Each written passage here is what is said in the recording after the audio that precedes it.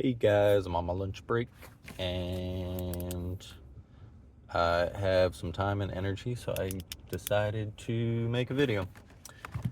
This video I was doing some more research on yesterday. It's kind of an old idea, but it is the idea of a hydro lung, or kind of like human gills.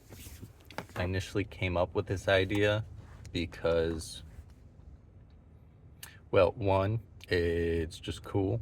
I don't think it'd actually be better than like air scuba tanks, but I also thought that maybe it could get around like the issue of nitrogen getting into your lungs and giving you the bends. It does not do that. I'm gonna outright kill that right now. It doesn't do that, but I'll kind of explain better why I thought it might before. Um, So first, let's talk about the actual design of this hydrolung, which I believe should actually work. Um, so it's kind of based on diving bell spiders. If you've ever heard of them, they are like an aquatic spider, and it is a very cool thing to look into, and I encourage you to look them up. Uh,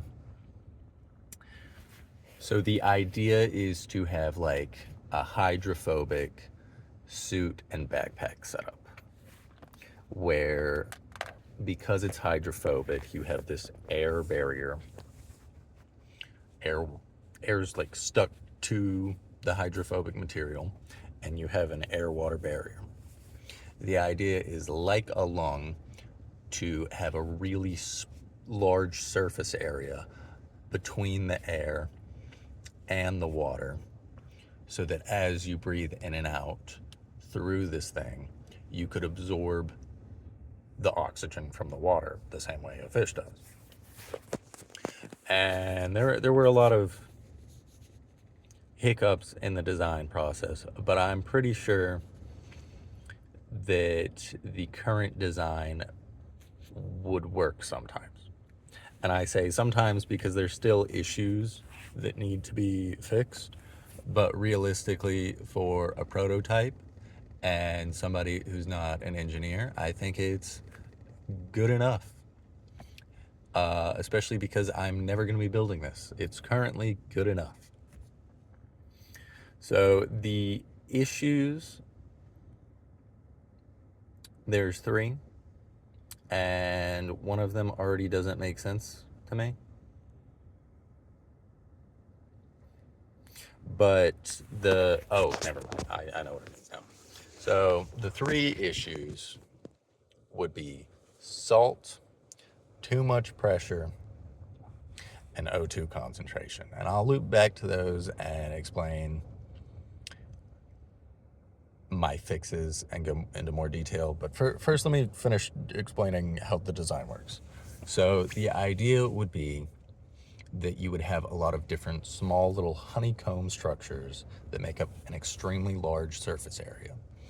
Most of this surface area would probably be in your backpack. You would want to have lots of little honeycomb shaped structures where the inside, with like a recessed lip, would be hydrophobic with a bunch of little hydrophobic hairs to give it a lot of surface area. When you breathe out, it should kind of inflate and make a bubble that is more or less trapped inside the little honeycomb lip. That way you can breathe out into these thousands of honeycombs and breathe in, and it'll have, hopefully, you would want small deviations in how big the bubble is, because there's always going to be a bubble layer due to the hydrophobic material.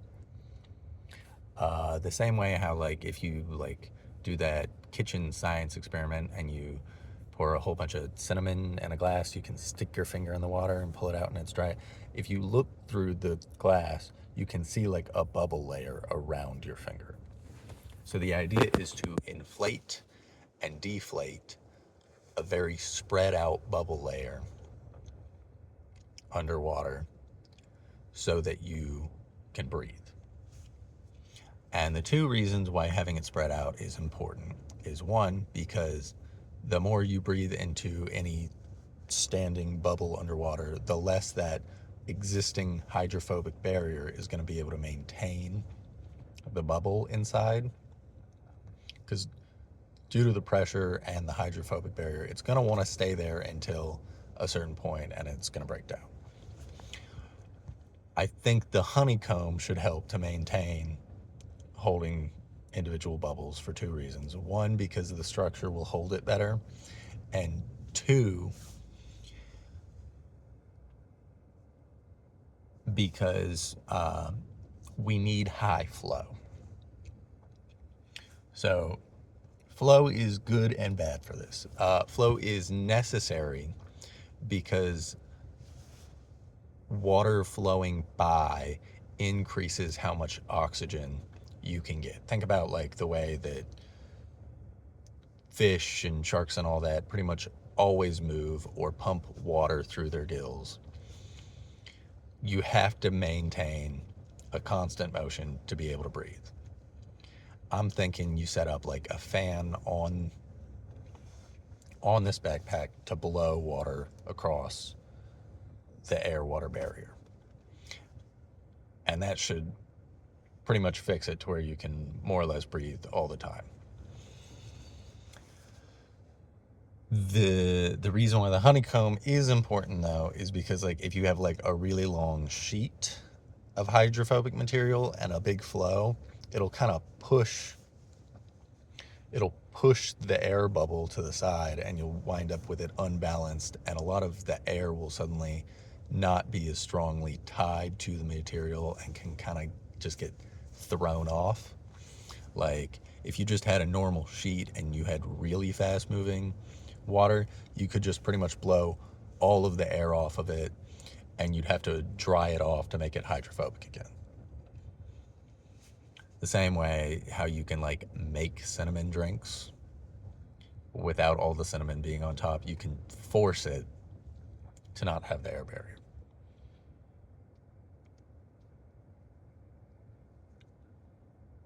Okay. I think I've somewhat well explained that. But the biggest things are flow, surface area, and then being sure you don't lose the air because you didn't bring more air than what you started with.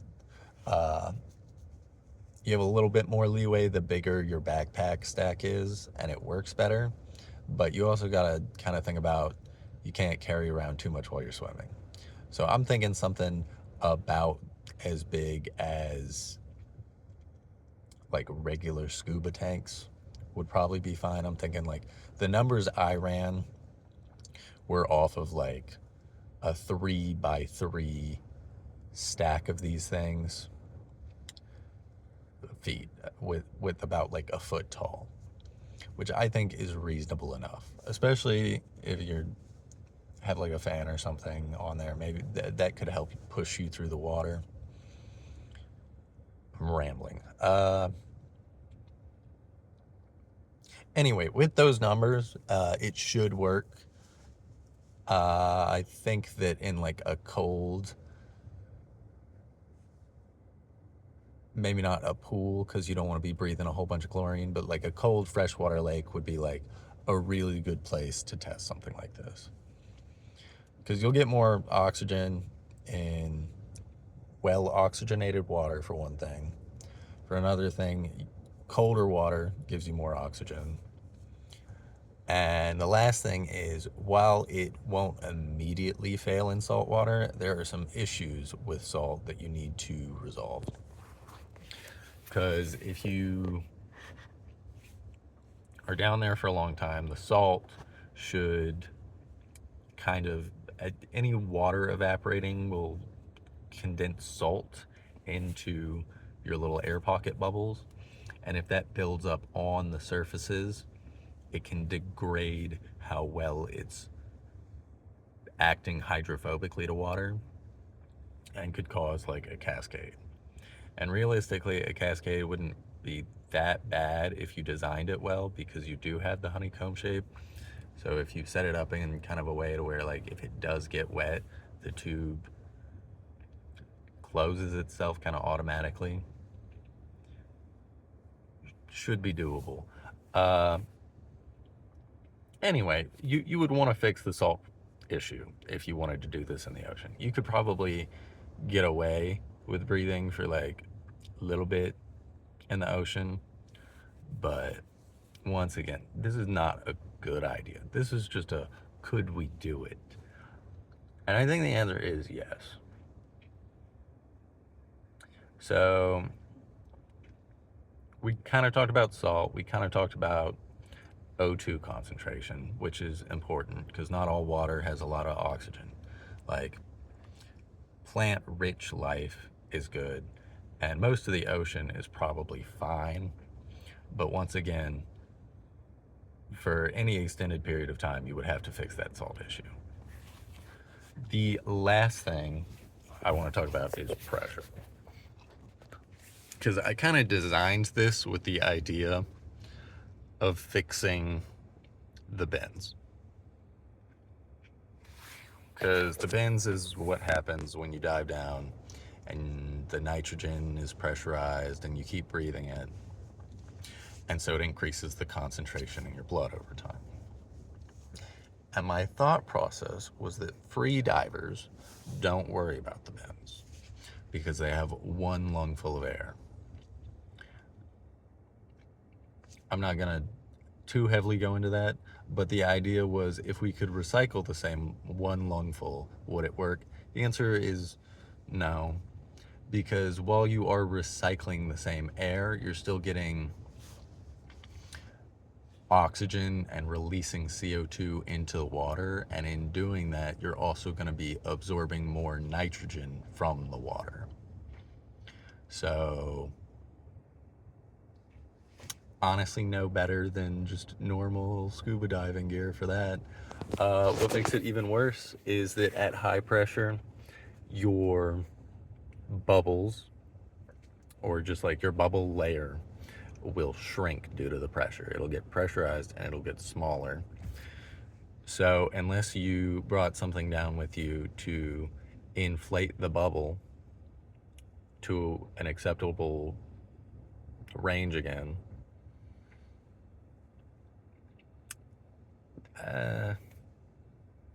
I mean, it's still cool. I still think it's a really cool idea. And I think that some like science YouTuber with some great like manufacturing connections could probably still design this and make it be really cool, but I mean, it's a bad idea. It's not practical. It might be something that could lead to like some like research direction or something, but I at this point, it's kind of just very interesting trash. Okay, bye.